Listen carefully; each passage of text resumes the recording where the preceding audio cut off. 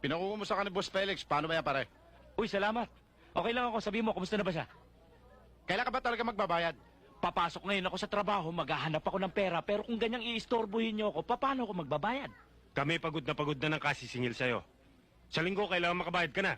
Ako hindi ko tatalikuran ng utang ko. Hindi ko makakalimutan yon.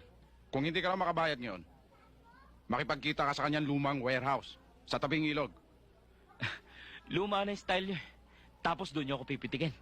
Kala niyo ba hindi ko basa yung utak niyo? Sabihin mo na. May pag-uutos na sa'yo. Tapos, burado na utang ko sa kanya. Oo.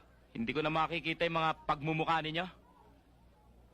Bakit? Ano naman masama sa pagmumukha namin? Wala. O ano?